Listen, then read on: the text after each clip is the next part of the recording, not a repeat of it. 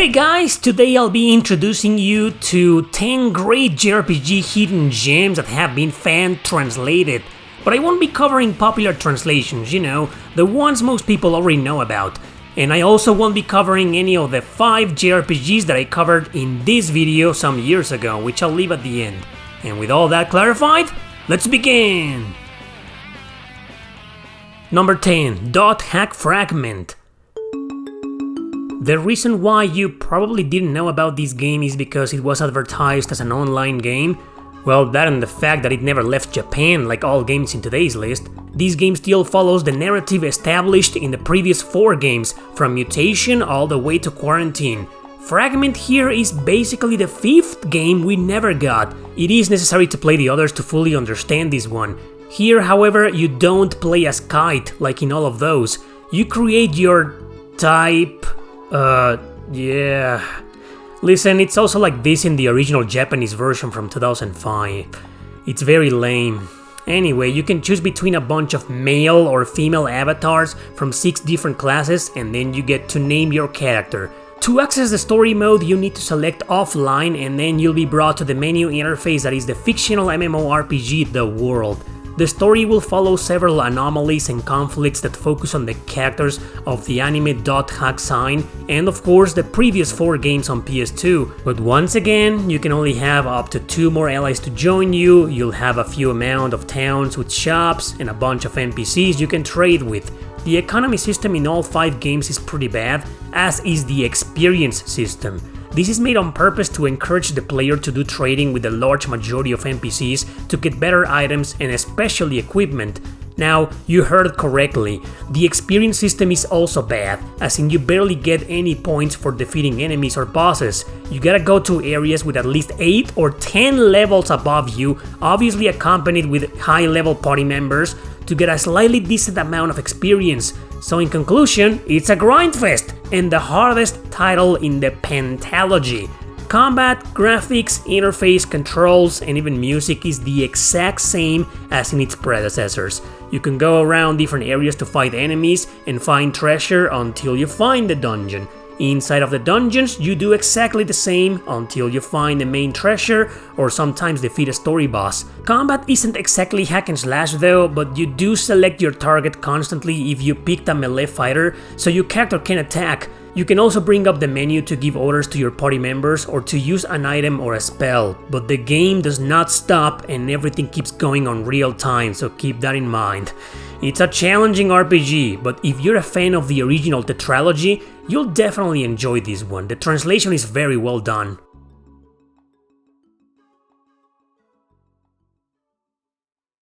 Number 9. Princess Minerva. This is a very silly turn-based RPG only on Super Famicom, but with also a very solid fan translation. It's a comedy about a princess who wants to go adventuring, but not without bringing with her a bunch of female warriors as bodyguards. The problem is that a really evil woman is so jealous of her that she gets wind of this and sends her own bunch of female generals to make her life miserable. It's extremely dumb, but with great humor, lots of political incorrectness and sexiness. They weren't messing around with the fan service here, which is probably the reason why the game never left Japan. Expect a lot of dialogue at the beginning, but after that, it'll calm down considerably. The gameplay is traditional, as in you go from town to town with an overworld in between them, including dungeons. Random encounters are there, and yeah, I'd say the rate is a bit high, so get ready to fight a lot. And I strongly recommend buying as many healing items as you can, as this is a very challenging game, especially since you'll be controlling all 9 girls. There's 3 groups of 3 girls each, and whenever a battle begins, the game will randomly choose for you which group gets to fight. This isn't the case for the boss battles, thankfully, where you can choose by yourself, but yeah, overworld and dungeons, it's freaking random. So you have to constantly train all of them, cause only the fighting trio will get experience after battle. What you can do is select which girl will be in which group, each with a leader, but you can only do that in the menu. Most girls have similar spells and skills, but some are native to them and will do more damage as they level up. Just keep in mind that while there is no class or job system here, each girl does specialize in only one area, be it attack, defense, healing, or etc. All in all, this is a fun game with likable characters, sexy glory, and great music.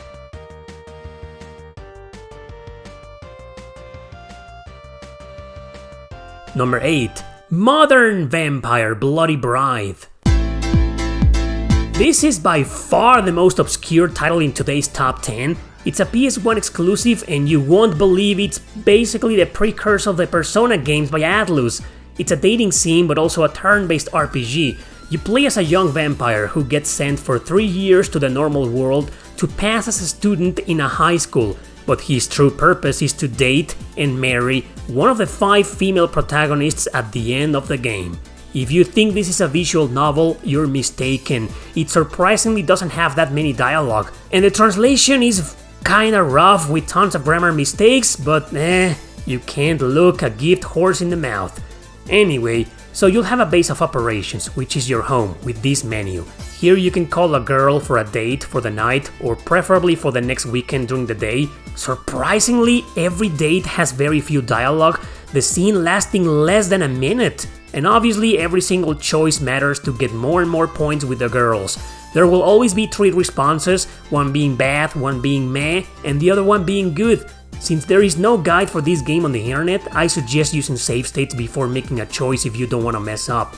At night, you can send one of your devil assistants to get the phone number of random girls. These girls are just there for your character to do a couple of quick dates and suck their blood to gain a considerable amount of experience. Back at the base, you can also train your character using one day and or one night, but only focusing on one activity that increases some of these stats. That's a lot of stats, I know, and they do matter also for the waifu you'll get at the end. Finally, you can take a stroll around town during the day to find spots for future dates or a girl to suck blood from. But if you explore town during the night, you'll get random encounters and a turn-based battle will start. You'll only have enough time to do 4 or 5 battles and then you'll be forced to return home. You have regular menu options like attack or use a magic spell or a healing spell per turn. But if you want to, you can also use your turn to summon one of your devil girls to do the same. Only one can be summoned per battle and only for 3 times. The game's on the easy side of things, including the story boss fights, but if you don't train enough in these battles or at your base, it'll start getting ridiculous at some point. Sometimes after winning a battle, you'll get a bunch of moonberries. You can use them to increase the power of magic spells for each devil. As for your character, every time he levels up, you'll have 10 points to allocate in these stats. You also have a shop which you can access to at any given time just to buy equipment or healing items or new spells. And you'll be doing all of this stuff for 3 years straight. In-game years, I mean. Good visuals, great 90s art style, pretty girls, great fan service, nice music. Overall, it's a cool and very interesting RPG. Kinda repetitive, but ironically also kinda addictive. Number 7. Ash, Archaic Sealed Heat. I covered this game not long ago, but it just had to be here. It was done by Mist Walker as a strategy RPG with a unique twist. This is the game that influenced the combat system in the Devil Survivor duology. You'll journey with the recently crowned Queen Isia after a fire salamander burned her queendom and everyone down. However, with some mysterious magic, soldiers can be revived with bodies of ash and join your party. There's only a few classes you can create soldiers from, and only 2 can join every party member who are the main characters of the game. Sometimes you'll do 2 maps in a row, some missions can be a bit long. Moving costs action points, and the more you move, the more you'll consume. During the player phase, you can target one enemy during your turn and start a battle. If its allies are nearby, they'll join the fight. But you need to keep your own allies close too, because the farther away they are, the less accuracy they'll have during battle. Here you'll fight on regular turn-based combat by first selecting a character's actions with the turn order, which obviously relies on speed.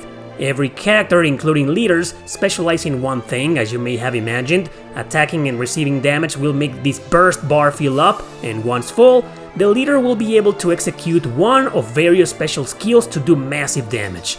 Now, during the enemy phase, enemies can target you and will spend one turn attacking you without you being able to do anything or select an action, not even a counterattack. Because of this, the game's hard but never impossible. Though there is permadeath for the Ash soldiers, remember that. It's a solid RPG on the Nintendo DS, I'm sad we never got. But hey, it's been fan translated for quite some time now. Number 6. Shining Blade. I made a full video review of this game not long ago cause there was just a lot to say about it. Yet another very unique and interesting JRPG. Part of the Shining series, especially a small saga that started with Shining Tears on the PS2. Here you'll play through a war by taking part of a rebel group led by the beautiful and mysterious Sakuya.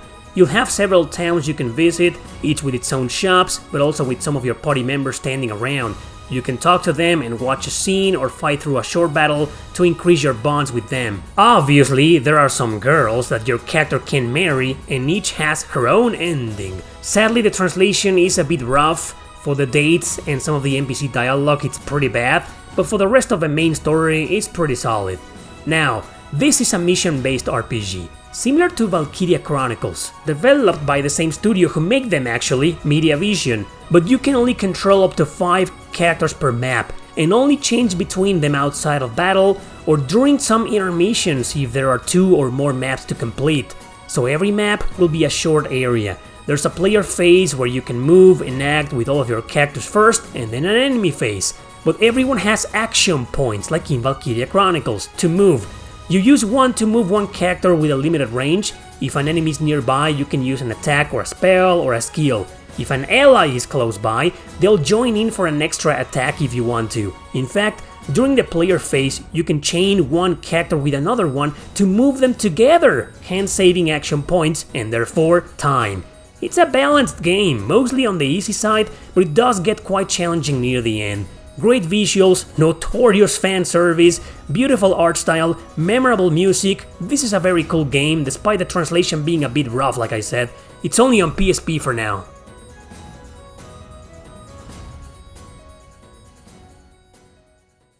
Number 5. Emerald Dragon. We only got about 30% of the SNES JRPG library overseas. Fortunately, the majority of them have been fan translated for a while. This amazing gem is one of them, except this one was originally released for computer systems with later ports to the PC Engine and Super Famicom. The latter is the only version that's been fan translated, which is fine since it's the best one. Atrushan here belongs to the Dragon tribe, but this tribe temporarily adopts and raises a human girl named Tamrin. When she grows up, she leaves the tribe voluntarily and Atrushan is heartbroken. The Elder notices this and entrusts him with the mission of going to the human world to find Tamrin, but also to help in a horrible war, a war between humans and demons. So off he goes, now transformed into a human, to start his adventure. Throughout it, several characters will be joining your party, often over-leveled, but they can never level up. Only Atrushan and Tamrin can gain experience for some strange reason. The gameplay is quite traditional for an RPG of this era, with a vast overworld between towns, areas and dungeons. We have random encounters and oh boy, the rate is ridiculous, and I mean ridiculously high, worse than in Breath of Fire 2 or Dragon Quest VI. Thankfully, emulators can use fast forward, which I highly recommend. The battle system is very unique here. I've never seen anything like this before. This is the screen, and everyone starts at the bottom. The large majority of the time, the enemy will start with most of them approaching you. It's unfair, I know, but it saves you the time to move towards them, because moving costs points of an action bar every character has. But you can only control Atrushan during battle! That's right, the AI will always, boss fights included, control everybody else. So you can move around and attack several times if you have enough points. The farther you move, the less points you'll have to attack. The same rules apply for the computer controlling your allies. Only some allies can use spells such as healing magic though, but they'll always use it if anybody has less than 75% of HP. Melee attackers will always use regular attacks since there is no skill system or skill tree here whatsoever for anybody. Atrushan, however, can bring up the menu to use an item, which doesn't require action points, so you can just use as many items as you want during your turn, but also to select the enemy you want everybody else to target. And finally, to transform only once per battle into a dragon.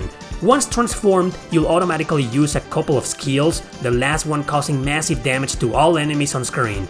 And that's it! The rest of the game is as traditional as I mentioned, with each town having regular shops, including weapons and armor you can actually equip to everybody despite not being able to control them during battle. This is a really good game, and honestly, it's one of the best SNES JRPGs I've ever played. Beautiful pixel art and great soundtrack. It's a tragedy it was never localized, but thank goodness the people translated this.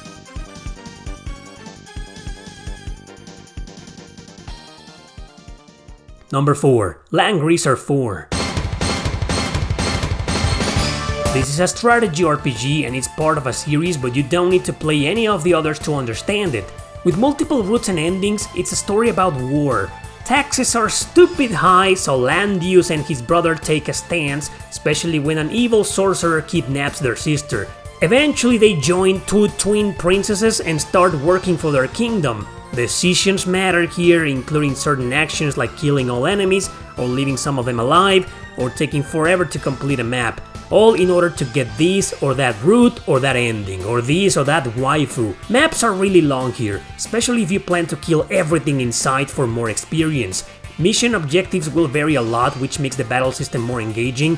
Every character is a commander, and if you have enough money, you can recruit up to 2 classes out of several mercenaries to fight alongside them. These units do not gain experience and will be gone at the end of every map. If they kill an enemy or a commander though, your own commander will get experience. There's also a class system, and eventually you can evolve to a different class to also be able to recruit more types of mercenaries. So you move on grids, each unit or commander with their own limited range. Attacking an enemy leads to this 2D battle animation where a triangle system exists. Some classes are stronger than others in this game, and you always have to consider that for your strategies, because these penalties also apply for your commanders. If they die, there's no permanent death, they just retreat. But if Landon dies, it's game over. The game's intense, difficult, but incredibly addicting, especially with that killer soundtrack.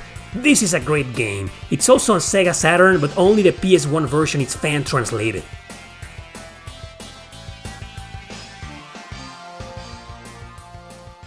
Number 3. Soul Trigger. This is another PSP exclusive developed by Imageepoch and honestly one of their best games. It's a 2-generational arc story with some mature and dark themes to it. But basically you'll control a small rebel group fighting against the church because they illegally take citizens away to steal their energy to power up their machines. You only have one base of operations: to talk to your allies, use a shop, and spend points to temporarily increase characters' stats during battle. You'll be sent to a different factory or town or military base to disrupt the enemy's plans.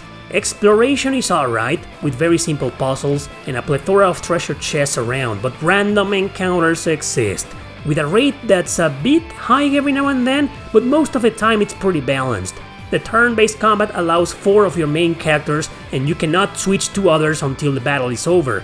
Everything is rather classic here, with each character having regular attacks, use items, and their own unique native skills, but you have soul points, and every skill requires a certain amount. However, there's an option to increase the damage of each skill by using a bigger amount, which is utilized by the right trigger. The more you fill up the bar, the more points you'll spend, but also the more damage you'll cause. This also applies for any buff, debuff, or healing skills. I love the music and the graphics in this game, they're definitely worth noting. This is a really good RPG. Translation is fine for the most part, but some dialogue, mostly NPC dialogue, isn't translated. Also, there's some crashing issues with the English ROM, so make sure to look up online the solution.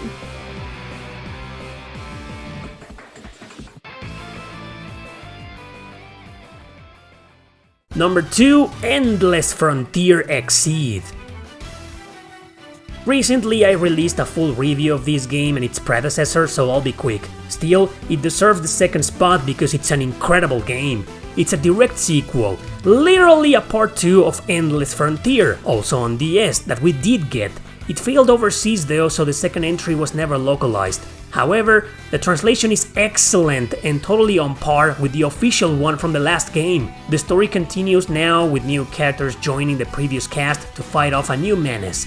Full of great humor, insane fan service, gorgeous pixel art and phenomenal music, town-to-town exploration with an overworld, dungeons and everything like that. Random encounters with a really low rate are present. It's low because battles take forever, but the combat is awesome. It's based on clicking one button so a character can execute one combo, and then another one, and so on, up to a maximum of 5. But every combo costs points, just like using most items or regular skills. The objective is to keep the enemy on the air and click the action button in a precise way to keep it from touching the ground, because if this red bar fills up and they touch it, they might cancel your whole turn and maybe even counterattack. If your force gauge fills up, you can use some of it to use certain skills or to execute a special attack, preferably at the end of your combo. It's a challenging game, but not as grindy as its predecessor. Anyway, this is a really awesome JRPG that I strongly recommend. I'll leave my full review at the end. Number 1. Lancer 6 Precarious World. Exactly the same as Endless Frontier here. We got the first game, but not its direct sequel. Until a couple of years ago when it was fan-translated. A sequel to Lancer 5, also on the PS2.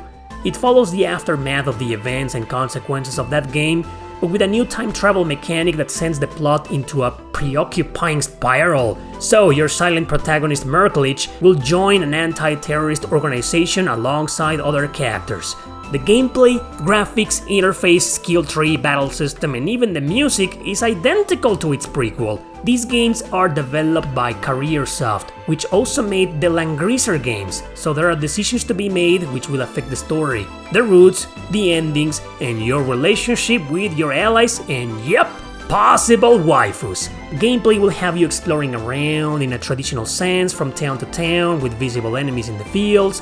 Combat can be handled in 2 different ways, real-time strategy or action. For the latter, you just let every party member act on their own, including your character, but you can control him also manually to attack enemies out there.